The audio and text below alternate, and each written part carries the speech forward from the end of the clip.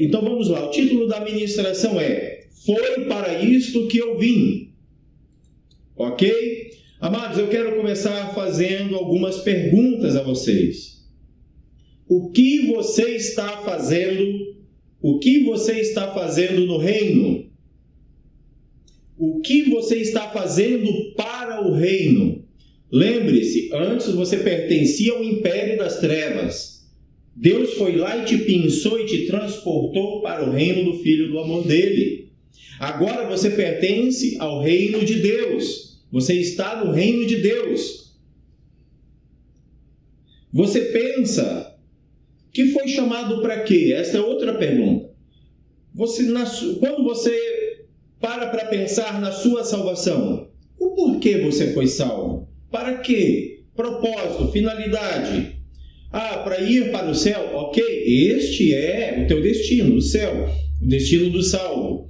Mas enquanto você não chega lá e está aqui na terra, qual é o propósito? O que você fará? Vamos supor que você viva até os 80, 90, 100 anos. 70 anos de crente. Vamos supor que você entregou a sua vida aos 20 anos de idade. Aí daqui para frente agora você terá mais 70 anos como crente no cristianismo. O que você fará durante essa jornada? O que você fará durante essa caminhada? Outra pergunta. Como você está levando a sua vida de cristão? Como você está atendendo ao chamado ou de repente nem atendendo? Para ficar mais claro ainda, meu amado, você tem noção do porquê você foi salvo? Você tem noção do porquê Deus te tirou do império das trevas e te transportou para o reino do Filho dele? Para finalizar as perguntas, você acha que Deus começou uma obra em ti e a obra que ele começou parou lá no dia em que você levantou a mão? Quando Deus lhe salvou, quando Deus te tirou do lamaçal de pecado, naquele dia que você levantou a mão, quer seja num GD, quer seja numa reve, quer seja até no culto lá na sede, você levantou a mão, foi à frente. Você acha que a obra de Deus se resume só àquele momento? Não, meu amado. A palavra de Deus diz: estou plenamente certo que aquele que começou boa obra em vós há de terminar até o dia de Cristo Jesus. Deus tem uma obra que começou no dia da sua salvação e uma obra em você, para você e através de você. Saiba, você é instrumento de Deus, você é canal de Deus, Deus o escolheu para uma função, para ser útil, como disse Paulo. Há utensílios que são úteis e alguns para desonra. Deus lhe chamou para ser um utensílio de honra, e no versículo seguinte diz, para se tornar útil dentro da casa. Eu peço que você abra, meu amado, a sua Bíblia. Vamos para o texto de hoje. Agora, com estas perguntas que eu fiz, com essas perguntas que agora estão em sua mente, vamos para João, capítulo 12. Abra a sua Bíblia em João, capítulo 12. Você que é novo convertido, é o quarto livro do Novo Testamento. Mateus, Marcos, Lucas, João. João capítulo 12, versículo 20. Para lhe contextualizar, eles estavam em um período festivo em Israel, na capital Jerusalém. Ok? Todos os povos, pelo menos todos os judeus, vinham de todos os povos para Jerusalém para celebrar a Páscoa. E ficavam por ali 7 dias celebrando a Páscoa. E diz assim no versículo 20: Ora, entre os que subiram para adorar durante a festa, havia alguns gregos.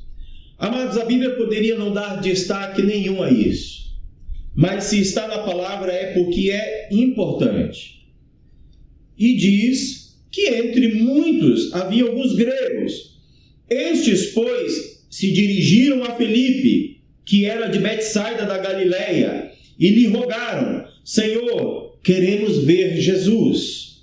Olha só, os gregos, eles tinham suas vestes diferentes, por isso, logo se notava que eles eram gregos. E então eles tentaram furar a fila, porque se você olhar no versículo 18, por causa disso, também a multidão lhe saiu ao encontro, pois ouviu que ele fizera este sinal, de sorte que os fariseus disseram entre si: vede que nada aproveitais, eis aí vai o mundo após ele. Eles estavam criticando porque a plebe, os simples, estavam seguindo Jesus. Mas não é isso que eu quero chamar a atenção, é no versículo 18, que diz que uma multidão estava cercando Jesus. E os gregos, vendo que não conseguiam chegar perto de Jesus, tentaram ir com os discípulos. E esses gregos, eles tinham muitos homens sábios na Grécia para ouvir, para escutar as suas oratórias em praças. Mas a fama de Jesus havia se espalhado e então eles queriam ter um momento com Jesus para ouvir aquele cujo qual a fama já tinha chegado até eles. E então eles tentaram dar uma carteirada, eles tentaram furar a fila. Olha, nos leva até o mestre. Então, vamos ver o que acontece. Filipe foi dizê-lo a André, versículo 22. Filipe foi dizê-lo a André, e André e Filipe o comunicaram a Jesus. Respondeu-lhe Jesus: é chegada a hora de ser glorificado o Filho do Homem. Veja bem, nesta hora eu imagino que os discípulos, agora, claro, isso é uma conjectura minha, é aquilo que eu sempre brinco com os irmãos, é uma viagem na maionese, né? Não está na Bíblia, mas nós podemos fazer uma inferência.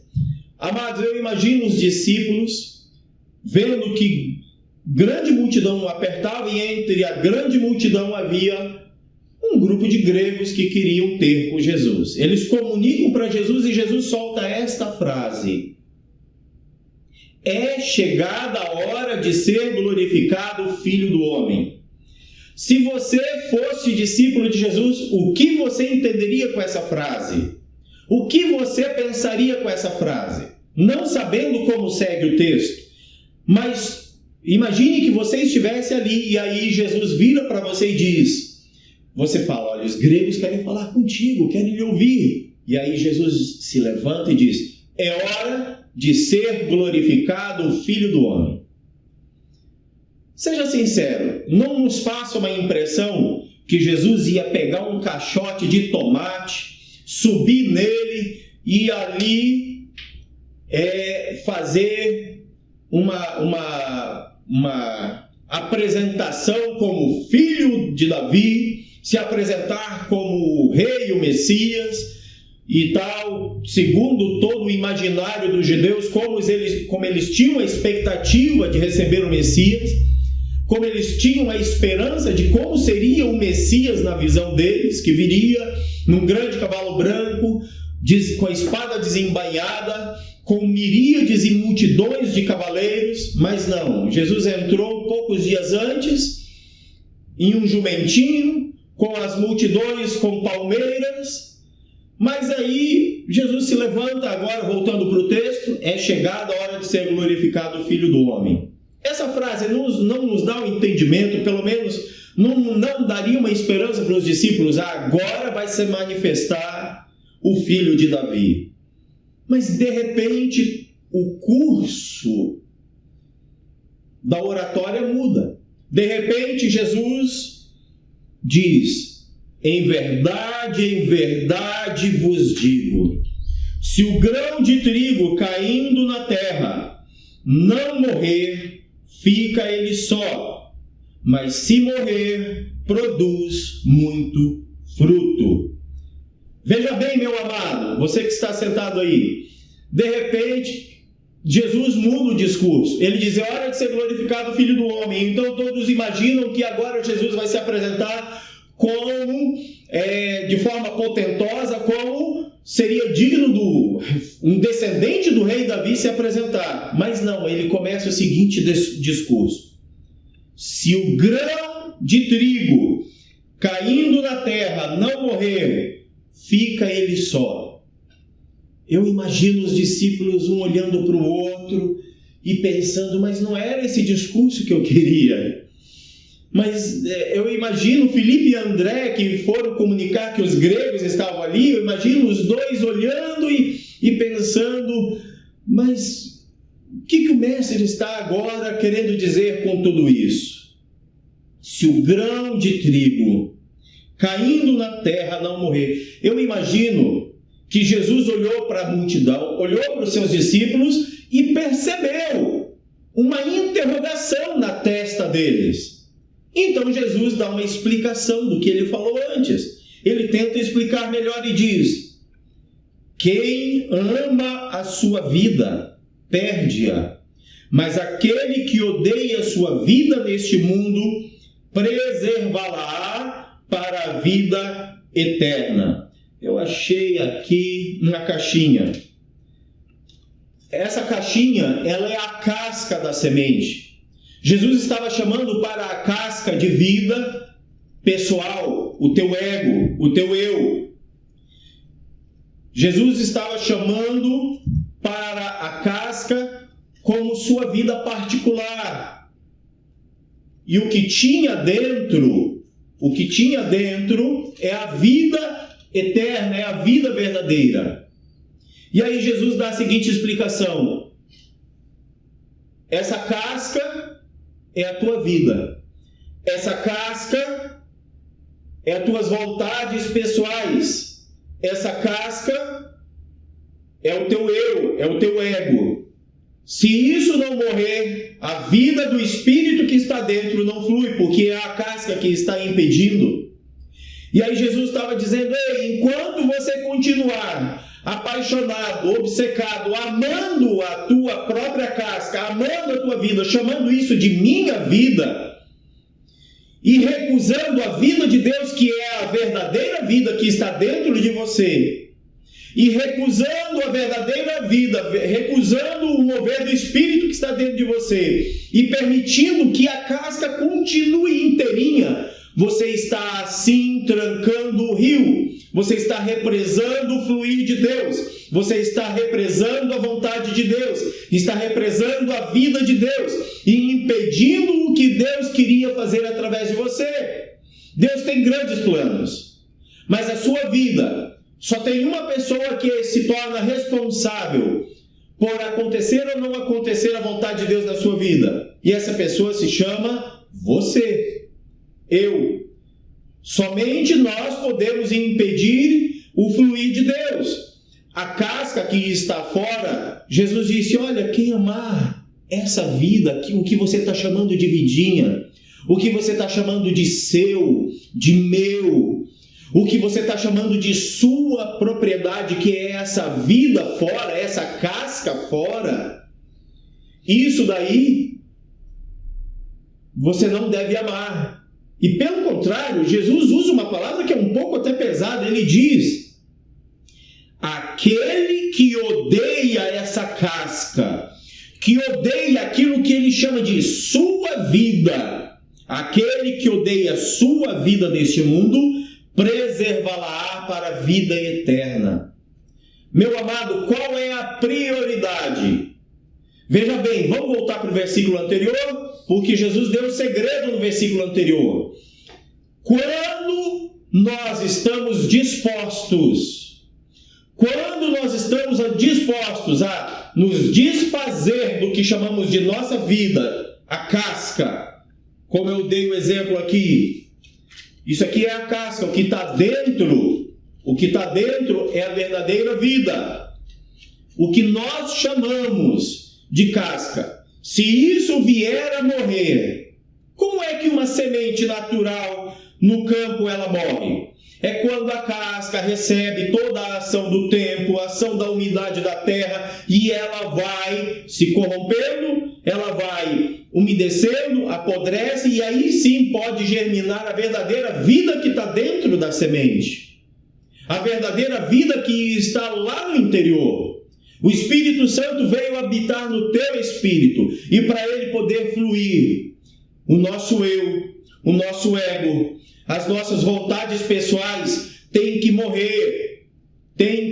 Não estou dizendo varrer para um cantinho, não. Tem que realmente morrer. Amém? Você que está aí novo convertido, talvez essa palavra possa estar sendo um pouco pesada para ti. Mas você já vai entender daqui a pouco que Deus trabalha no passo a passo. A expectativa que Deus tem para ti em 2022, Ele vai te mostrar áreas da sua vida para você renunciar, áreas da sua vida para você dizer não, áreas da sua vida para você dizer sim para o Espírito Santo, e gradativamente você crescerá na maturidade. Amém? Então não se desespere. Você que é novo na fé, Deus é o maior interessado em fazer a vida dele fluir através de você. Ele é o maior interessado que você viva a vida dele. Então ele vai te ensinar na caminhada. Vamos lá, porque você vai ver que Jesus ensinou uma coisa que ele deu exemplo, ok? Diz assim, versículo 26, se alguém me serve, agora Jesus está começando a associar servir a Jesus ao quebrantamento também. A morte do eu, deixar as vontades próprias para servi-lo. Se alguém me serve, siga-me. Olha um princípio aqui, não tem como dizer que é seguidor se não é servo. Somente pode ser chamado de servo se você é seguidor. Se alguém me serve, siga-me. E onde eu estou, ali estará também o meu servo. Aonde eu estou, ali estará também o meu servo. Não tem como dizer que você é seguidor se você não é servo. E não tem como dizer que você é servo se você não está perto do seu mestre. E se alguém me servir, o Pai o honrará. Olha só, que grande bênção. Servir a Deus acaba redundando em grandes bênçãos. Você será honrado pelo Pai. Aí Jesus diz no versículo 27, agora está angustiada a minha alma. E que direi eu? Olha a pergunta que Jesus faz. E que direi eu? Pai, salva-me desta hora, quer dizer, livra-me desta hora. Justamente o que Jesus estava ensinando de se submeter para morrer o eu, morrer o ego. Justamente o que Jesus estava ensinando com relação a se desfazer das coisas que nós gostamos em prol daquilo que é reino, daquilo que chamamos de minha vida, nossa vida, né? Pelo contrário, ele disse que tem que odiar isso. Tem que estar, esse odiar, amados, não está para, como acontece com alguns tipos de segmentos religiosos, que para tentar morrer a carne, eles pegam os chicotes e se chicoteiam as costas para fazer um autoflagelamento. Não é isso. Este odiar aqui está para estar disposto a se desfazer daquilo que você chama de sua vida em favor do reino, em favor da verdadeira vida. Porque o que você está chamando de sua vida é mera casca. O que você está chamando de seu é passageiro. O que você está chamando de minha vida, isso daí é efêmero, vai passar. A verdadeira vida é a vida eterna que já está dentro de você. E veja bem, Jesus disse que quem estiver disposto a fazer isso, o Pai o honrará. Lá no versículo anterior, no versículo 24, ele disse, quem estiver disposto a se desfazer da casca, não ficará só, produzirá muito fruto. Eu profetizo, você que agora está colocando na presença de Deus e apresentando um coração disposto em 2022 a morrer para si, a morrer para o teu eu, para o teu ego e deixar o rio de Deus fluir através de você. João 12:24 será uma verdade na sua vida e você será multiplicador de multidões. Multidões virão até você, mas vamos lá para alguns versículos muito importantes aqui também. Versículo 27, agora está angustiada a minha alma, e que direi eu? Pai, salva-me desta hora, livra-me desta hora, mas precisamente com este propósito vim para esta hora. Foi desta frase aqui que surgiu o título da ministração de hoje. Foi para isto que eu vim. Quantos de vocês já não parentes, amigos, disseram, você vive na igreja agora que é crente, tudo é igreja. Os seus parentes dizem, tudo agora, você às vezes até com brincadeiras pejorativas dizem, virou mulher do pastor, e coisas assim. Quem já não passou por isso? Você vai olhar para essa pessoa e vai dizer, quando ele falar, você agora só mora na igreja, agora tudo é obra de Deus. Você vai olhar para ele e vai dizer, foi para isto que eu vim. Que direi eu? Pai, me tira dessa obra? Me tira desse caminho? Me livra desse trabalho? Me livra desse chamado? Me tira deste propósito? Não, você vai... O próprio Senhor Jesus disse, o que eu vou dizer? Será que eu vou ter que dizer, Pai, salva-me desta hora? Mas, precisamente, com este propósito, vim para esta hora. Lembra das perguntas que eu fiz logo no início? Você tem noção do porquê foi salvo? Para que foi salvo? Você foi salvo justamente para atender o propósito. E com Jesus você não poderá dizer, Pai, livra-me desta hora. Deus está chamando para você para cumprir o propósito. E há uma forma de você ser pai de nações. Há uma forma de você ser mãe de nações. Você ouve nós ministrarmos isso já há algum tempo. Você quer ver isso se tornar uma verdade na sua vida? Ponto 1, dê valor a essa palavra. Ponto 2, acredite nessa palavra.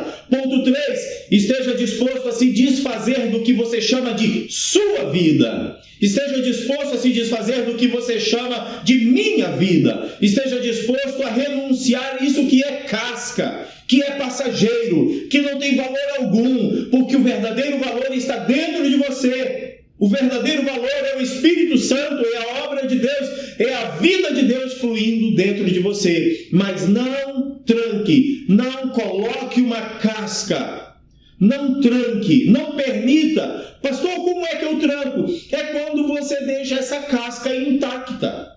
É quando você não quer morrer, não quer fazer o grão de trigo morrer. É quando você deixa o invólucro ali novinho em folha.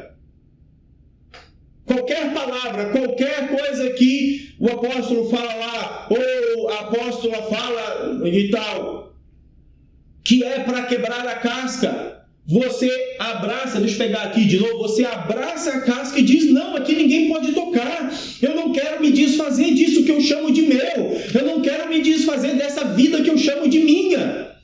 Ei, enquanto você continuar abraçado à velha vida que pertence ao velho homem, as coisas novas não se manifestarão.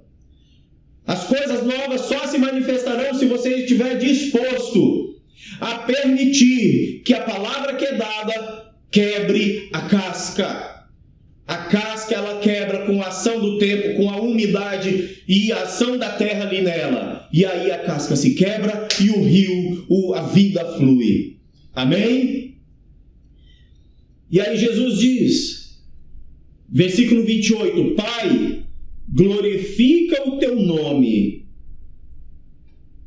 Então veio uma voz do céu, eu já o glorifiquei e ainda o glorificarei.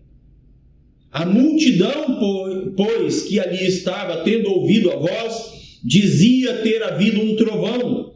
Outros diziam, foi um anjo que lhe falou. Então explicou Jesus, não foi por mim que veio esta voz, e sim por vossa causa. Em outras palavras, Jesus estava querendo dizer, Deus está querendo trazer uma confirmação no coração de vocês. Chegou o momento de ser julgado este mundo, e agora o seu príncipe será expulso. E agora chega uma parte muito linda desse texto. E eu, quando for levantado da terra, atrairei todos a mim mesmo. Isso dizia, significando de que gênero de morte estava para morrer.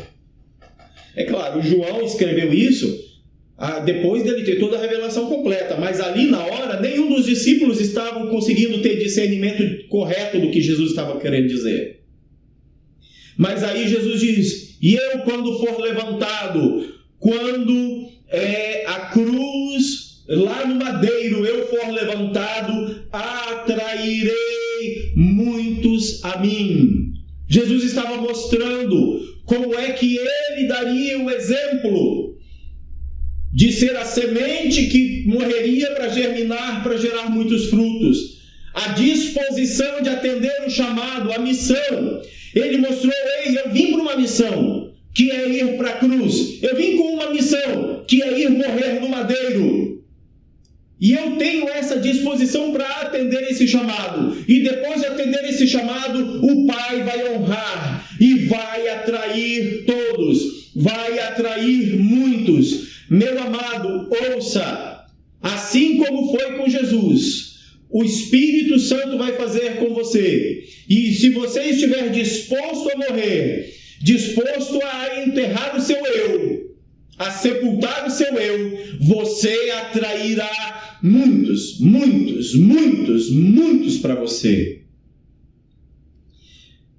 Amados, eu quero que você anote uma coisa.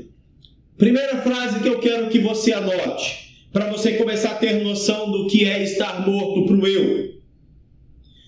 Primeira frase, morto não reage. Eu não sei se você já viu um cachorro morto na rua ou foi a um velório. Você pode ir lá no caixão do morto, fazer qualquer coisa, xingá-lo, pode fazer qualquer coisa. Morto não reage. Morto não resmunga. Morto não murmura.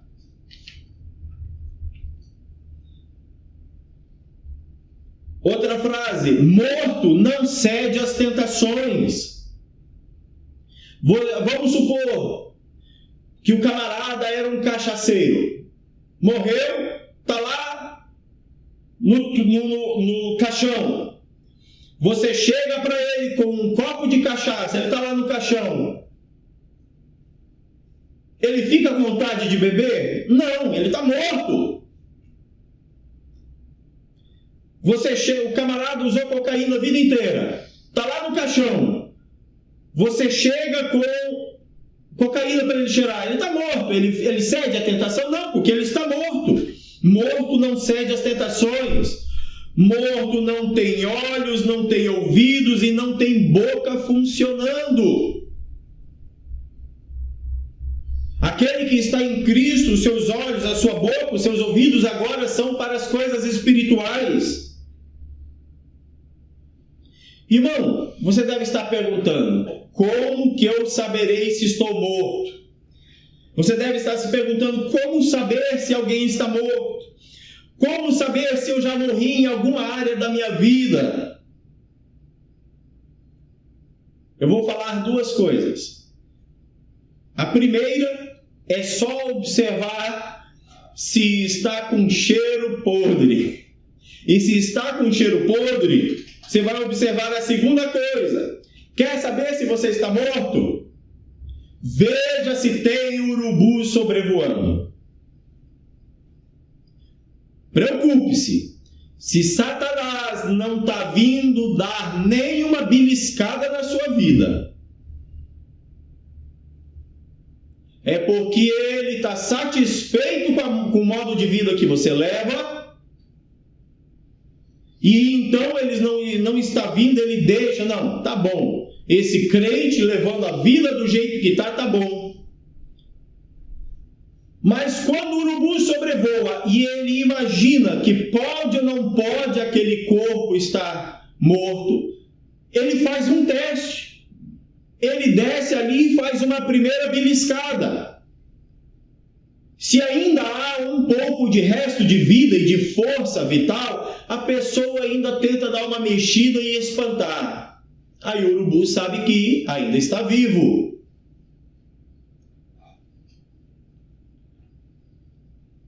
Quer saber se você está morto? É só observar. Se Satanás está insatisfeito e está rondando e está querendo vir beliscar. Abra a sua Bíblia em Isaías 53. Meu amado, Isaías fica no Velho Testamento. Um livro antes de Jeremias, ok? Isaías 53, versículo 8, falando a respeito de Jesus, diz assim... É uma profecia 700 anos antes de Cristo, ok? Jeremias, você que é novo convertido, ele foi um profeta que viveu 700 anos antes de Cristo e ele soltou esta profecia. Por juízo opressor foi arrebatado.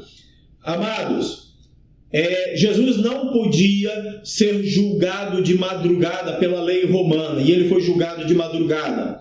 Fora isso, todas as causas que pleitearam contra ele eram inválidas. Por isso que ele foi feito um julgamento opressor sobre ele. E de sua linhagem, quem dela cogitou? Olha a pergunta do profeta. Parece que ele troca de assunto, mas não, está conectado. Ele foi julgado erroneamente, por juízo opressor foi arrebatado. E aí ele diz, e de sua linhagem, de sua descendência, de sua nação, quem dela cogitou? É como se o autor estivesse dizendo, aqueles que vão matar Jesus no futuro, quem deles pensando que dando a chicotada, pregando, cravando a coroa de espinho, cravando os cravos, quem deles pensou, estou fazendo essa maldade com este homem? E é isto que vai trazer multidões. Você que está sentado aí, na casa, no lar, nos grupos aí, você é resultado disso. Você é linhagem de Jesus. Olha só. E de sua linhagem, quem dela cogitou? Porquanto foi cortado da terra dos viventes. Como pode um homem que não deixou nada com relação a ter tido um filho físico? Por causa da transgressão do meu povo foi ele ferido. Vamos para o versículo 10. Todavia ao Senhor agradou moê-lo, fazendo-o enfermar. Peraí, será que Deus, ele é tão masoquista assim? Será que Deus é tão mau assim? O seu filho amado, agradou Deus moer o seu filho amado, fazendo-o enfermar, quando der ele a sua alma como oferta. Quando ele resolver se fazer da casca, quando ele resolveu dar a sua alma como oferta pelo pecado, ele verá a sua posteridade e prolongará os seus dias, e a vontade do Senhor prosperará nas suas mãos. Ninguém naquele momento estava conseguindo imaginar que ao matar Jesus, eu e você seríamos resultado dele. Hoje há uma estatística entre 900 milhões e 1 bilhão de crentes. Mas ainda podemos, antes da vinda de Cristo, salvar ainda muito mais, se nós assumirmos essa responsabilidade de enterrar o nosso ego, o nosso eu, para aí sim as multidões virem até nós, quando nós também, junto com Cristo, formos levantados, quando nós, junto com Cristo, também aceitarmos ir para a cruz, atrairemos. Claro, você é novo convertido, a cruz para nós hoje fala da morte do eu, renunciar à nossa própria vida, renunciar à vontade própria, renunciar ao ego. Versículo 12, por isso, olha a promessa de Deus, por isso, você líder de GD, você líder de rede, você pastor de campo, por isso Deus está prometendo, eu lhe darei muitos como a sua parte. Deus prometeu que faria isso e Ele vai cumprir, desde que estejamos dispostos a dar a nossa alma na morte, nos desfazer do nosso eu, nos desfazer do nosso ego, das nossas vontades próprias, dos nossos caprichos, daquilo que chamamos de minha, de nossa vida, nos desfazer dessa casca que é passageira. E estamos apegados às vezes a tantas coisas fúteis e inúteis, e o Espírito Santo está dizendo, é hora. Foram 2 anos de pandemia, foram 2 anos de chacoalhando a igreja no Brasil. É hora de se desfazer, é hora de jogar o eu para o túmulo. Por isso eu lhe darei muitos como a sua parte, e com os poderosos repartirá ele o despojo, porquanto derramou a sua alma na morte. Foi contado com os transgressores, quer dizer, ele morreu no meio de 2 ladrões. Contudo, levou sobre si o pecado de muitos e pelos transgressores intercedeu. Talvez a sua pergunta agora seja, pastor, o senhor pode dar um exemplo para mim de como eu, como crente, posso agora também matar o meu ego, fazer morrer o meu eu? O que seria de forma mais prática? É como eu conseguiria submeter, da forma como Jesus se submeteu à vontade do Pai, como eu conseguiria me submeter? Mateus 16, 24. Então disse Jesus a seus discípulos, se alguém quer vir após mim, quer dizer, quer se tornar meu seguidor, quer se tornar meu discípulo, quer andar comigo, quer poder ser chamado de servo, a si mesmo se negue, tome a sua cruz e siga-me. Ponto 1. Para morrer o seu eu, para matarmos o nosso eu, começa com discipulado. Discipulado. A palavra para cruz é stauros no grego. Tome a sua stauros, era uma estaca que de início em Atenas era uma estaca. Já com os romanos passou a ter o que eles chamam de patíbulum, que era a parte onde os braços ficam abertos. E Jesus associou isso a discipulado. Vocês querem ser meus discípulos? Querem me seguir? Então tomem a cruz. Ele associou discipulado, aprendizado à morte. Jesus associou discipulado à morte do eu. Assim como ele iria para a cruz, ele disse, olha, vocês querem me seguir? Vocês querem realmente estar comigo? Querem ser meus aprendizes? Querem estudar comigo? Querem aprender comigo? Querem se tornar alunos meus, filhos meus, pertencentes ao reino de Deus? Tomem a sua stauros, tomem a sua cruz. É interessante porque Jesus associa realmente a cruz, a morte, a pregar o eu na cruz, ao discipulado, ao aprendizado, a aprender com ele. Abra em Gálatas 3,13. Abra em Gálatas 3,13. Diz assim, Cristo nos resgatou da maldição da lei, fazendo-se Ele próprio maldição em nosso lugar. Porque está escrito: maldito todo aquele que for pendurado no madeiro. Cristo se fez maldição. Cristo morreu em nosso lugar. E Ele assumiu todos os nossos pecados. Ele assumiu a culpa e assumiu toda a maldição que recaía sobre o pecado. Abra sua Bíblia em Deuteronômio 21, 23. Lá fala dessa passagem.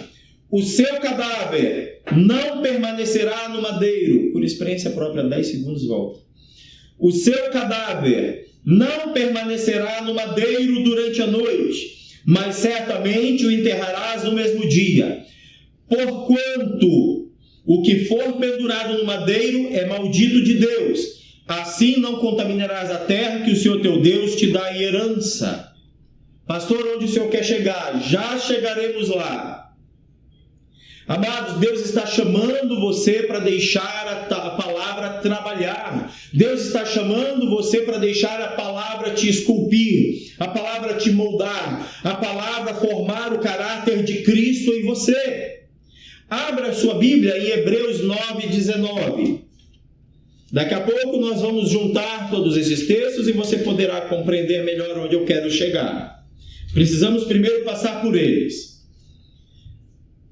Hebreus 9, 19 diz: porque, havendo Moisés proclamado todos os mandamentos, segundo a lei, a todo o povo, tomou o sangue dos bezerros e dos bodes com água, e lã tinta de escarlate e hisopo, um galinho de uma árvore que cresce no deserto, e aspergiu não só o próprio livro, como também sobre todo o povo. O autor de Hebreus, ele se baseou na tradição, porque no Velho Testamento fala das partes que foram ungidas, mas não fala que o rolo foi ungido. Lá no Velho Testamento não fala.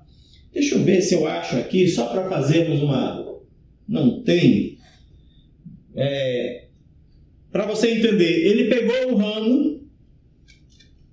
Claro que a Bíblia era um rolo, não era assim.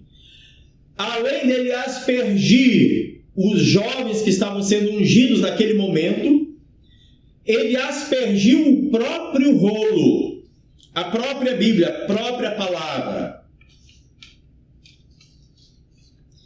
Ok, nós lemos Mateus, onde ele fala sobre a cruz, mostrando que discipulado está vinculado a estarmos dispostos a enterrar o eu. Nós lemos Gálatas, onde fala do madeiro. Nós lemos lá Deuteronômio, onde fala dessa parte. E lemos Hebreus, onde fala da parte em que foi ungido o rolo com sangue. Pegou o sangue e ungiu o rolo. Anote essa frase que eu quero dizer para você. Ande no conselho de Deus. Ande segundo a palavra de Deus. Agora vai começar a ficar mais claro o que eu quero ensinar para vocês hoje. Abra no Salmo 1. Salmo 1. Você que é novo convertido, guarde isso. Salmo é sempre no meio da Bíblia. A não ser que a sua Bíblia tenha inário, então não vai coincidir. Mas geralmente, Salmo é no meio da Bíblia, ok? Salmo 1. Bem-aventurado o homem que não anda no conselho dos ímpios, não se detém no caminho dos pecadores, nem se assenta na roda dos escarnecedores. Antes o seu prazer está na lei do Senhor, e na sua lei medita de dia e de noite. Ele é como árvore plantada junto a correntes de águas, que no devido tempo dá o seu fruto, e cuja folhagem não murcha, e tudo quanto ele faz será bem sucedido.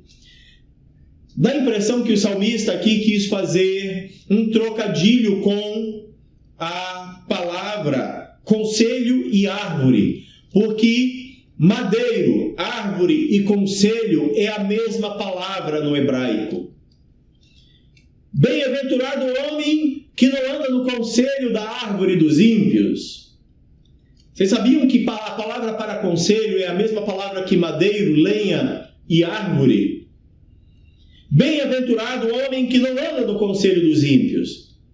Pelo contrário, ele vai ser bem-aventurado quando ele andar na palavra, quando ele viver a palavra, quando a palavra estiver impregnada nele, quando a palavra estiver totalmente nele, quando ele for uma carta viva, as pessoas olharem e poderem ler a Bíblia nele. Para fazer isso, amado, tem que estar disposto a ir para o madeiro. E quem está disposto a ir para o madeiro e andar no conselho de Deus e não no conselho do ímpio, será uma árvore frutífera. A mesma palavra em que diz que maldito que for pendurado no madeiro é a mesma palavra para a árvore. E Deus está dizendo: ei, não é tempo mais de viver na maldição, porque Cristo se fez maldição no seu lugar. Ele foi para o madeiro para que você pudesse ser árvore frutífera. E você só será árvore frutífera se você for a palavra que recebeu a aspersão do sangue e anda com base na palavra. Se você é a palavra ambulante que recebeu a aspersão do sangue, se você é esta palavra viva que recebeu o sangue de Cristo e se submeteu à morte do eu, você será árvore frutífera. A mesma palavra para conselho é a mesma palavra para madeiro e é a mesma palavra para árvore. Parece que o autor queria fazer um trocadilho aqui. Bem-aventurado o homem que não anda no conselho. Bem-aventurado o homem que anda na palavra de Deus. E ele será, com a mesma palavra que é conselho, ele será árvore frutífera. Meu amado, ande no conselho de Deus. Aquela primeira frase que eu falei antes. Deixe a palavra trabalhar em você, moldar você. Outra frase para você anotar sobre a morte do seu eu. Faça um devocional diário até o ponto de você mortificar a carne, mortificar o seu eu. Tenha uma vida de devocional intensa, um devocional esforçado, diário. Meu amado, aprenda uma coisa. É a palavra que molda você para tornar você segundo como Cristo é. Você quer ser a cópia de Cristo? Está aqui, ó, amado. Ele é a palavra viva. Conheça a palavra. A palavra vai te esculpir. Abra em Deuteronômio, capítulo 6. Abra em Deuteronômio, capítulo 6.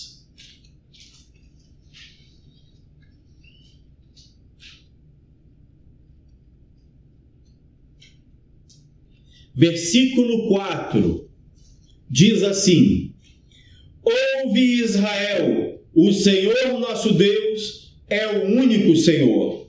Amarás, pois, o Senhor teu Deus de todo o teu coração, de toda a tua alma e de toda a tua força.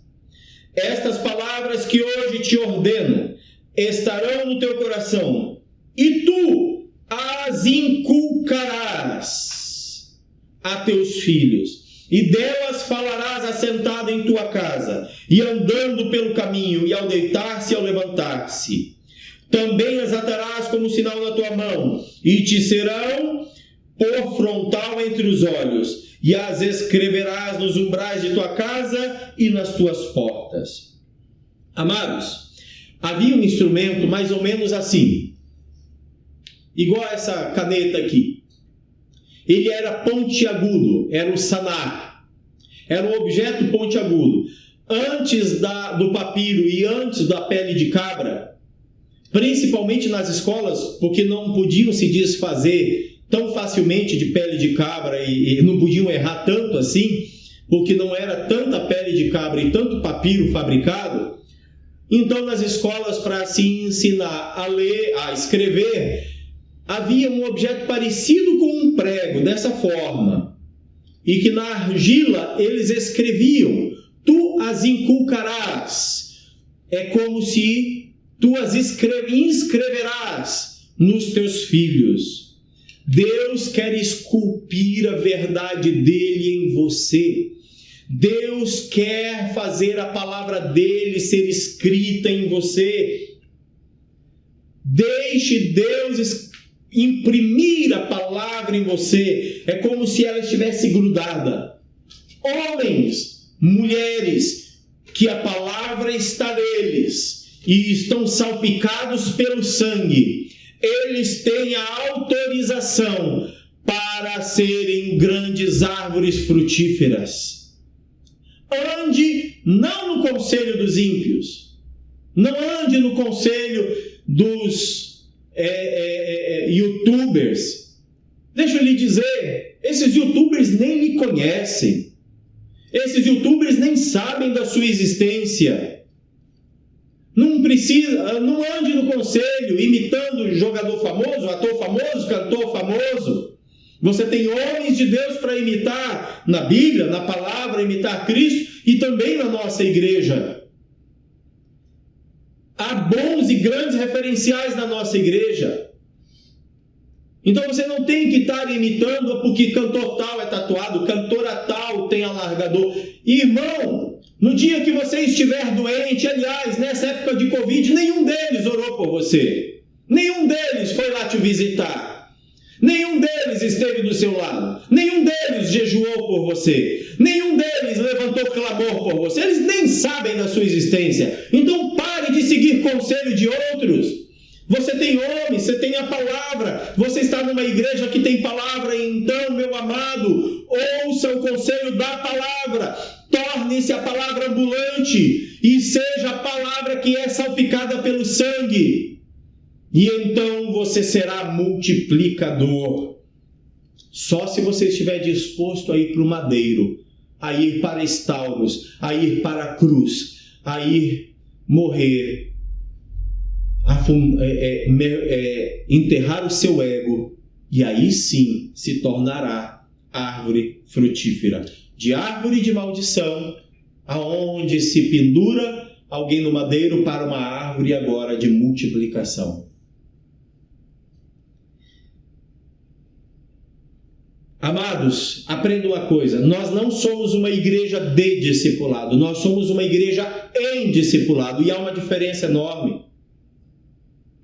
Uma igreja de discipulado pode ser uma igreja de eventos, pode ser também uma igreja... Vou dar um exemplo para esclarecer. Se há uma perseguição ficar mais acirrada no Brasil, se a perseguição, por acaso, ficar mais acirrada no Brasil, e as igrejas do Brasil tivessem que fechar as portas, a igreja do Senhor, agora eu não estou falando igreja prédio, eu estou falando nós, a igreja fecharia por falta de grupo de dança? Não. A igreja fecharia por falta de grupo de teatro? Não. Nós não somos uma igreja de teatro, de dança, de discipulado. Nós somos uma igreja em discipulado. A nossa vida é viver em discipulado. É mergulhar na palavra, é viver com base na palavra, viver com base no assim diz o Senhor.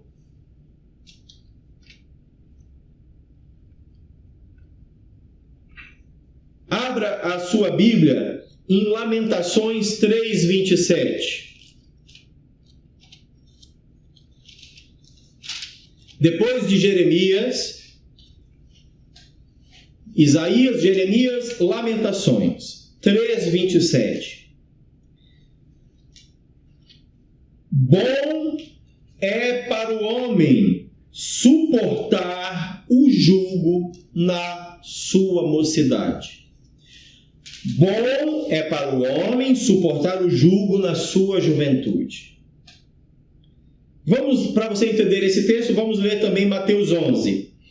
Tomai sobre vós o meu jugo e aprendei de mim, porque sou manso e humilde de coração, e acharei descanso para a vossa alma. Porque o meu jugo é suave e o meu fardo é leve. Jesus estava associando jugo a aprendizado. Os judeus, eles acreditavam de uma forma para entrar para o céu que dificultava em muito. E Jesus estava mostrando que o ensino dele era suave. Aprendei de mim, que sou manso e humilde. O meu jugo é leve, é suave. Jesus está chamando você para tirar a casca da sua costa e você se submeter ao jugo dele, ao aprendizado dele. Largar o seu eu acho, largar o que é que tem, largar os seus achismos. Pastor, quando é que eu não aceito o jugo? É o que acontece ali em Lamentações 3. Bom é para o homem suportar o jugo na sua mocidade. O que ele estava querendo dizer? Bom é para o homem aceitar sofrimento? Não, não é isso. O que ele estava querendo dizer? Bom é para o homem que aprendeu o que tinha que aprender na idade que deveria aprender. Bom é para o homem que não recusou o aprendizado que deveria aprender. Bom é para o homem que não negou o jugo, não negou o ensino e o aprendizado e a lição que a vida queria lhe ensinar, o que Cristo queria lhe ensinar, o que o Espírito Santo queria lhe ensinar. Bom é para o homem que aceitou o ensinamento do Espírito Santo. Passou pela fase da vida que pôde tirar lições preciosas, aprendeu, amadureceu, cresceu.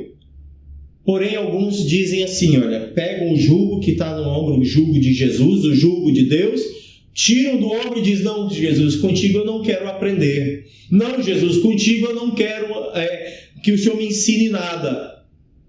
Vem o discipulador e fala uma coisa, recusa. Vem o apóstolo fala uma coisa e recusa. Vem o bispo fala alguma coisa e recusa. Você está negando o jugo que Deus tem para o seu tempo.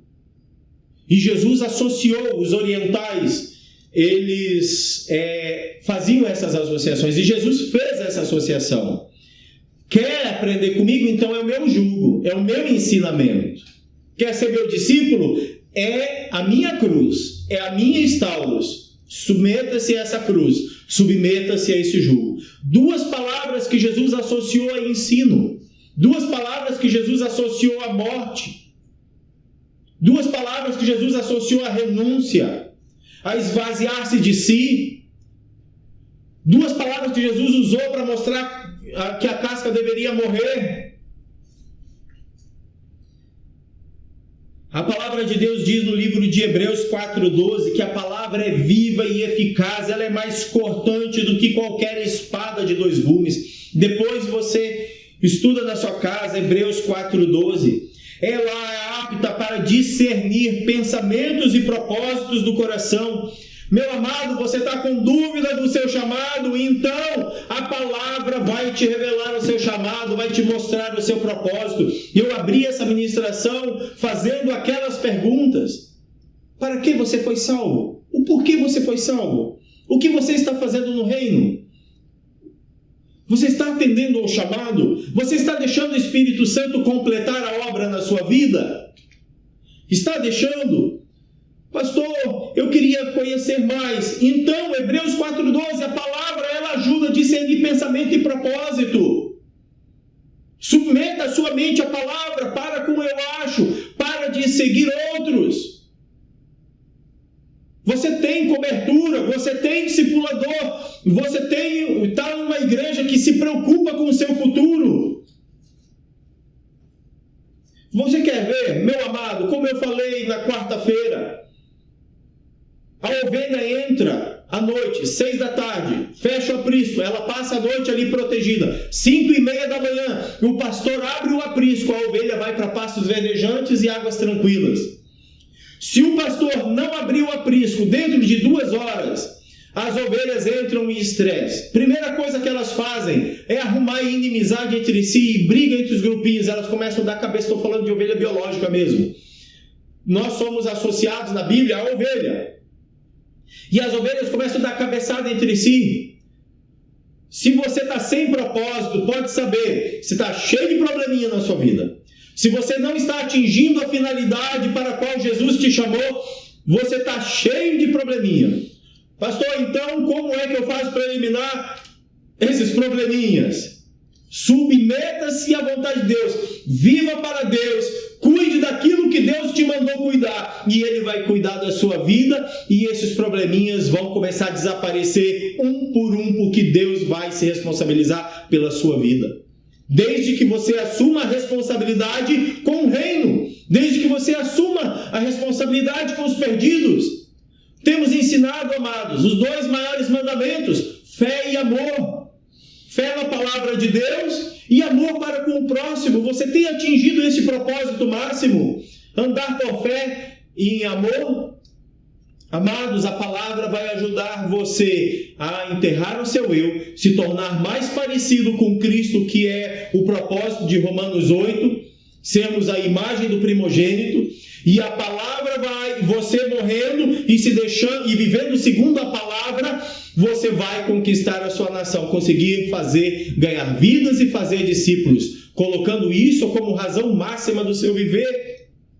Então, meu amado, aceite o jugo, aceite a Estauros, aceite a cruz, esteja disposto a enterrar o seu eu, esteja disposto a enterrar o seu ego, esteja disposto a renunciar à casca, esteja disposto a renunciar ao que você chama de sua vida, para que o rio flua, para que a presença de Deus flua, para que as pessoas que estão perto de ti sejam atraídas. Assim você estará junto com Jesus, sendo levantado, e você poderá dizer igual Jesus: e eu atrairei. Irmão, o teu GD vai encher, a tua rede vai encher, a tua casa vai encher. Você vai se perguntar: mas de onde vem tantos? É porque você fez a casca, permitiu a casca morrer com a ação da palavra, a palavra indo, batendo até quebrar a casca, renunciando os teus achismos, renunciando o teu eu,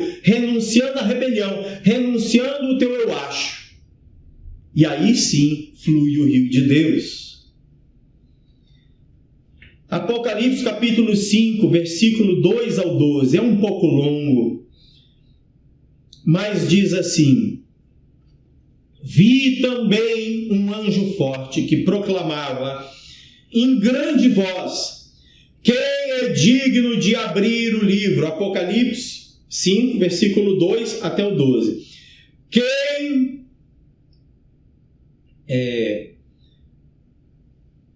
é digno de abrir o livro e lhe desatar os selos? Ora, nem no céu, nem sobre a terra, nem debaixo da terra, ninguém podia abrir o livro, nem mesmo olhar para ele. E eu chorava muito, porque ninguém foi achado digno de abrir o livro, nem mesmo de olhar para ele. Todavia, um dos anciãos me disse: não chores, eis que o leão da tribo de Judá, a raiz de Davi, venceu para abrir o livro e os seus 7 selos. Então vi no meio do trono e dos 4 seres viventes, e entre os anciãos de pé, um cordeiro. Já não era mais o leão, agora era um cordeiro, como tendo sido morto. Ele tinha 7 chifres, bem como 7 olhos, que são os 7 Espíritos de Deus enviados por toda a terra. Veio, pois, e tomou o livro da mão direita daquele que estava sentado no trono. E quando tomou o livro, os 4 seres viventes e os 24 anciãos prostraram-se diante do Cordeiro, tendo cada um deles uma harpa e taças de ouro cheias de incenso, que são as orações dos santos. Você que passou o ano inteiro frequentando torre de oração, se por algum momento alguma dúvida ficou no seu coração, será que isso aqui não está sendo tempo perdido? Será que isso aqui não está sendo tempo jogado fora? Um ano inteiro aqui. Ei, olha o que diz aqui, que lá no céu tem uma taça na mão dele, que estava sentado no trono. E lá na taça dele estava cheia de incenso, que são as orações dos santos. Deus está guardando sua oração dia a dia. Você tem estoque de oração. Então não tenha mais dúvida. Você pode, pelos olhos humanos, não estar vendo ainda, mas no reino do Espírito, o Senhor está agindo e trazendo todas as respostas. Daniel orou no primeiro dia e nada aconteceu. No 21º dia, o anjo chegou e disse o quê? Daniel, a sua oração foi ouvida desde o primeiro dia, mas no caminho o príncipe da Pérsia se opôs a mim, e veio outros anjos me ajudarem para vencê-lo. Meu amado, desde o primeiro dia Deus já ouviu a sua oração. Faça como Daniel, insista, persista e mantenha a sua oração. E ela está sendo guardada lá, na mão do Senhor. Amém? E entoava um novo cântico, dizendo: digno és de tomar o livro e de abrir-lhe os selos, porque foste morto, e com teu sangue compraste para Deus os que procedem de toda tribo, língua, povo e nação. Virá ainda muitas nações antes de Jesus voltar, e para o nosso Deus os constituíste reino e sacerdotes. Este rei é você, este sacerdote é você. Você tem a legalidade de trazer Deus para as pessoas e levar as pessoas a Deus. Você tem a autoridade de domínio para reinar e dominar, porque o Senhor fez você, fez de cada um de nós uma nação de reino e sacerdotes, e reinarão sobre a terra. Vi e ouvi uma voz de muitos anjos ao redor do trono, dos seres viventes e dos anciãos, cujo número eram de milhões, milhares de milhares. Você ainda terá grande e numerosas, vou falar no plural. Você que está aí sentado do outro lado, estenda a sua mão. E quem pela fé crê no que nós estamos falando da palavra hoje. Hoje foi falado muito sobre a palavra esculpir o seu caráter. E você que está crendo nisso, levante a sua mão e eu profetizo. Você terá nações no plural. Milhares de milhares, milhões de milhões. Amém? E estes proclamando em grande voz. Todos estes lá, no dia, serão frutos seus. E eles diziam em grande voz: digno é o Cordeiro que foi morto de receber o poder e a riqueza e a sabedoria e a força e a honra e a glória e o louvor. Eu vou ler esse último capítulo, porque tem um princípio importante aqui. Digno é o crente que se assume como cordeiro morto, que aceita ir ao matadouro. Digno é este crente de receber o poder, riqueza, sabedoria, força, honra e glória e louvor. Meu amado, morto tem autorização para ter milhões de milhões, milhares de milhares, tem autorização para ter acesso a constituir nações, poder, riqueza, sabedoria, força, honra, glória e louvor. Mas tudo isso acontece segundo aquela palavra que Jesus disse: o meu Pai o honrará. E o Pai disse: eu já te glorifiquei e ainda vou te glorificar mais. Assim será com cada crente sentado aí nessa tela, do outro lado, nos grupos, que entendeu essa palavra hoje e está disposto a aceitar estauros, está disposto a aceitar jugo, discipulado, ensinamento, está disposto a se tornar uma Bíblia ambulante, a palavra ser pregada, como diz, eu escreverei a minha palavra no vosso coração, como está lá em Hebreus capítulo 4. Nós não podemos ler Hebreus 4:12. Aliás, vai estar um pouquinho antes.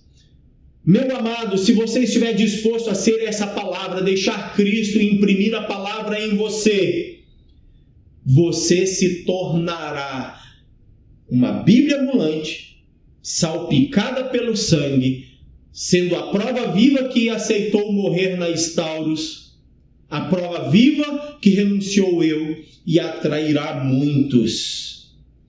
Priorize o reino. Meu amado, quando Deus te der, não esqueça.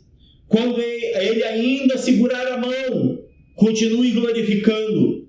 Se você estiver passando pelo deserto, aprenda a adorar. Salmo 81. Irmão, é um salmo muito lindo e que nosso apóstolo gosta muito, nós também gostamos muito. Salmo 81.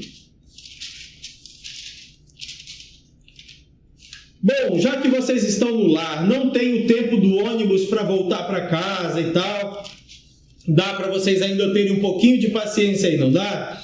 Então vamos lá, Salmo 81, versículo 1. Cantai de júbilo a Deus, força nossa, celebrai o Deus de Jacó, salmodiai e fazei soar o tamboril, a suave harpa com saltério. Tocai a trombeta na festa da lua nova, na lua cheia, dia da nossa festa.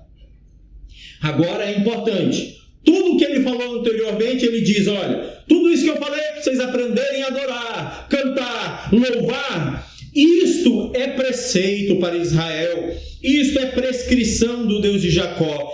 Ele ordenou como lei a José. Opa, agora chega um ponto importante. Ele ordenou como lei a José ao sair contra a terra do Egito. Meu amado, quem está indo como escravo nos grilhões, recebendo um sol escaldante, praticamente nu, possivelmente nu, porque os seus irmãos tinham deixado ele despido, recebendo um sol escaldante de 45 a 52 graus nas costas. E aí Deus, na visão de Deus, Deus diz, olha, José estava indo contra. Sabe o que é? José conhecia o segredo do louvor. José conhecia o segredo da adoração no deserto. Ao invés de ser um rebelde, murmurador, José conhecia o segredo. Mesmo estando em grilhões, ele sabia do propósito, ele sabia do chamado, e ele estava indo contra. Na visão de Deus, na visão de qualquer homem, ali não, olhariam e diriam, esse é um pobre coitado que está indo em algemas, está indo para ser escravo, lá vai levar chicotada e apanhar lá no Egito. Mas na visão de Deus não, e vocês sabem o resto da história. Ele se tornou o segundo homem mais importante no mundo da época, não só no Egito, no mundo da época. Deus reverteu a sua história, mas o segredo é que ele ia com louvores nos lábios, mesmo na hora difícil. Paulo, na hora difícil, estava adorando, e Deus desceu, fez um tremor e arrebentou as cadeias, assim como aconteceu com José. Mas eu quero que você abra, estamos chegando agora no encerramento, você abra em Mateus 26:30. A ceia do Senhor, a ceia do Senhor, está o título lá em cima, não é isso? Mas eu só quero ler o 30, eu não vou ler tudo. E tendo cantado um hino, saíram para o monte das oliveiras. No outro diz, e tendo cantado o hino. Você sabe qual era o hino que Jesus cantou? Se ele seguiu a tradição da Páscoa, ele cantou o famoso Hilel, que eram os 5 salmos, 113 a 118, que são os cânticos do Messias. Agora eu lhe pergunto, hoje é ceia, Santa Ceia. Ele estava na noite de Santa Ceia, que prefigurava lá da saída do Egito, aquele cordeiro que foi morto e o sangue dele foi pintado os umbrais, e os hebreus receberam a proteção naquela noite. Aquele cordeiro morto, na primeira noite de Páscoa dos hebreus, simbolizava Jesus. E Jesus morreu na Páscoa. E ele, um pouco antes de morrer, faz a ceia pascal. E ele resolve cantar uma adoração. Ele resolve cantar o cântico da sua morte. Quem em sã consciência, indo para a morte, resolve fazer uma adoração?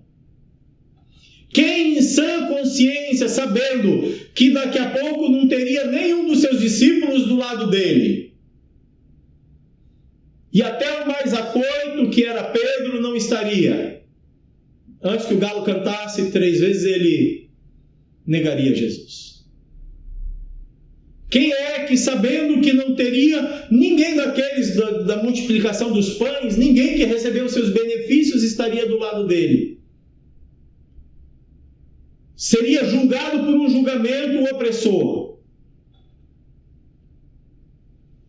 Passaria tudo o que passou, sabendo de tudo aquilo, porque para os discípulos, eles não estavam tendo compreensão plena, tanto é que mais um pouquinho à frente, eles estavam dormindo na oração de Jesus.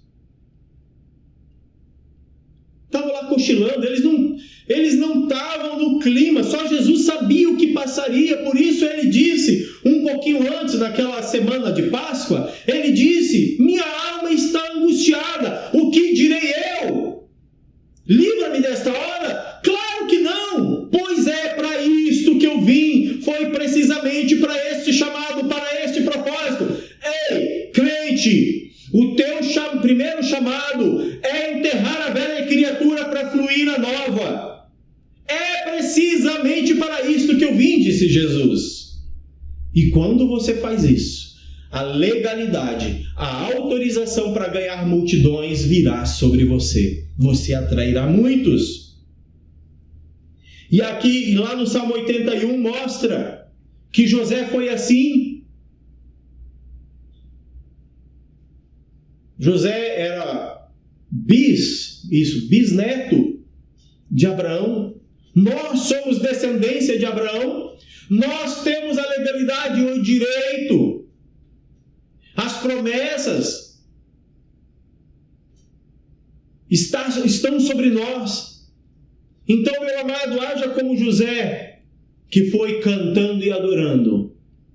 Você assim vencerá o deserto, e o deserto acabará na sua vida.